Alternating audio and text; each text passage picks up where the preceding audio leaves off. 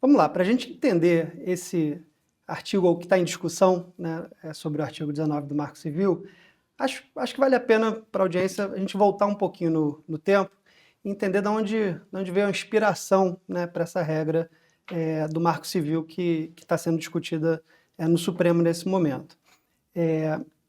Os mais novos não lembrarão, mas a internet, quando surge, ela surge como um grande espaço de esperança, de pluralidade, de possibilidades democráticas, de interação entre as pessoas sem barreiras. E esse foi o que se chamava do ethos técnico-libertário lá atrás, né? Você tinha um novo espaço público em que você não teria controle, né? Em que você poderia interagir livremente. E essa foi a base, né, daquelas pessoas que criaram a internet lá na década de 90 e que fizeram diversas declarações no sentido de que aqui não tem que entrar regra estatal, aqui não tem que entrar controle, aqui vai ser o código, a interação livre entre as pessoas que vai promover, né, essa novidade que é a internet, esse ciberespaço, essa coisa nova que ninguém sabe bem para onde vai. E aí, nesse momento, né, existia uma discussão de e o Estado? O que ele faz em relação a isso? Ele entra e regula, ele direciona, ele diz que vai para lá e diz que vai para cá. E nos Estados Unidos houve uma série de decisões no sentido de o Estado não deve intervir nesse desenvolvimento desse ciberespaço. Deve ser uma questão que é delegada para o que se chama da autorregulação, pelas normas feitas pelas próprias empresas, né, de redes sociais e demais plataformas. E aí aconteceu, no meio da década de 90, né, uma série de movimentos que levaram à consolidação desse modelo do que a gente chama da autorregulação, né? Você mencionou antes os termos e condições, né, das plataformas, né? Quem nunca, né, aceitou sem ter a menor noção do que está aceitando. A maior mentira da internet é li e aceito, né? Li e aceito. Essa é a grande falsidade aí que se repete a todo momento. Mas, voltando aqui, no meio da década de 90, nos Estados Unidos, apareceu um primeiro caso que foi julgado pela Suprema Corte de Nova York, que uma empresa de investimento, né, tinha uma outra empresa que, na época, você tinha essas comunidades, esses blogs com comunidades lá, e essa Prodigy, que era uma empresa lá, alguém fez comentários negativos sobre essa empresa Stratton de investimento, e aí essa empresa processou, né, a Prodigy dizendo assim, olha, os comentários que estão aí no seu blog e tal, estão me causando prejuízo, me causaram um prejuízo, e a Suprema Corte de Nova York, na época, chegou e disse, ninguém sabia exatamente o que era, né? Ela dizia, olha, você funciona meio como um editor, você toma umas escolhas do que vai aparecer, do que não vai aparecer, então você é responsável. E isso, civilmente responsável, você tem que me indenizar, você tem que indenizar a pessoa que sofreu prejuízo. E isso levou a uma reação desse movimento técnico-libertário para dizer assim, não dá para deixar essas intervenções estatais de responsabilização crescerem, porque isso vai impedir, né, a inovação, impedir que se criem, impedir que se desenvolvam produtos, etc.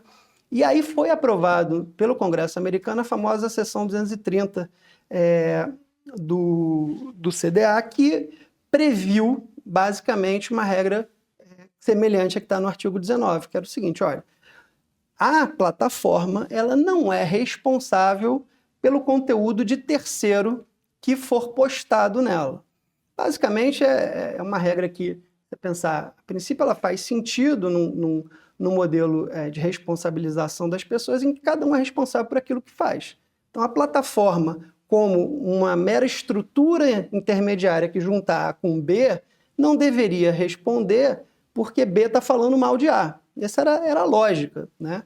E se B pudesse processar a plataforma toda vez que esse tipo de coisa acontecesse, a inovação estaria prejudicada. Essa discussão, né, chegou no Brasil na década de 2000 e foi, inclusive, tem uma participação da FGV à época, né, do Centro de Tecnologia e Sociedade, da FGV, que ajudou nessa discussão e na proposição do que viria a ser o Marco Civil da Internet. O Marco Civil da Internet levou 7 anos para ser discutido e aprovado. Teve participação, né? Foi talvez uma das primeiras leis no mundo em que, de fato, houve um conjunto de contribuições feitas pela internet para um processo legislativo. Então, foi um negócio muito inovador e muito interessante na época. E qual foi a preocupação que o Marco Civil trouxe naquele momento?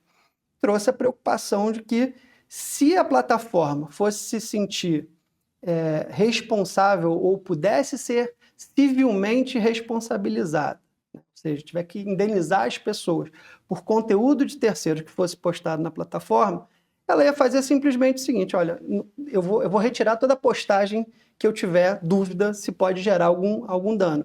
Isso teria, né, o que chama lá do efeito silenciador, o chilling effect, e que isso seria ruim, né, para um ambiente de pluralidade de ideias e para um ambiente democrático. Então, quando aprovado o artigo 19 do Marco Civil, está olhando para uma internet completamente diferente da internet de hoje. Está olhando para aquela internet lá de trás em que era tudo uma grande possibilidade de liberdade, de ação democrática, de interação livre entre as pessoas e que, portanto, não fazia muito sentido imaginar a plataforma como responsável por alguma coisa. Era o terceiro que postou o conteúdo que deveria responder. Então, o Marco Civil, basicamente, esse artigo 19 diz isso, olha, a plataforma, ela não se responsabiliza, ou ela não pode ser responsabilizada pelo conteúdo de terceiros. A não ser que venha uma decisão judicial e que diga que a plataforma deve excluir aquele conteúdo. Existe, inclusive, um conceito que hoje até é esquisito a gente imaginar, era meio que um conceito binário, de você deixar a postagem ou de você tirar a postagem, né? Hoje, quando a gente olha os processos de moderação que ocorrem no âmbito das plataformas, isso parece coisa de arqueologia, porque deixar o post ou tirar o post é um dos instrumentos de moderação. Tem 10 milhões de outros. Você pode dar amplitude, diminuir a visualização, sumir com o conteúdo, deixar ele suspenso, enfim, tem uma série de outras ações de moderação que são praticadas pelas plataformas que são bastante distantes.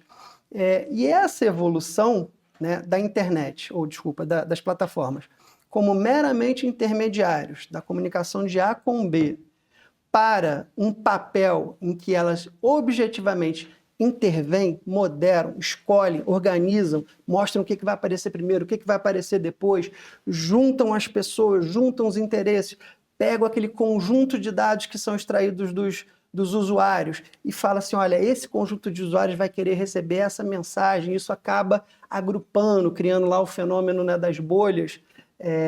Isso traz um papel para essas plataformas completamente distinto do que a gente estava olhando há 10 anos atrás ou há mais tempo ainda. Então, eu acho que a discussão que chega hoje no Supremo é uma discussão sobre uma legislação que tem um papel muito importante, uma legislação que foi discutida e democraticamente produzida no Brasil, ela foi referência no mundo inteiro como um processo colaborativo importante, mas que ela está, de alguma forma, em relação a esse artigo 19, datada. Ela olhou para uma realidade que já não existe mais. Então, a gente precisa... Eu acho que essa é a pressão que está sendo discutida no mundo inteiro em termos regulatórios, que a internet mudou, as plataformas mudaram e a gente precisa adequar a regulação a essa novidade. Se a melhor forma de fazer isso é via uma decisão do Supremo Tribunal Federal, aí essa é uma outra discussão que acho que a gente pode vai entrar levar nela. mais para frente.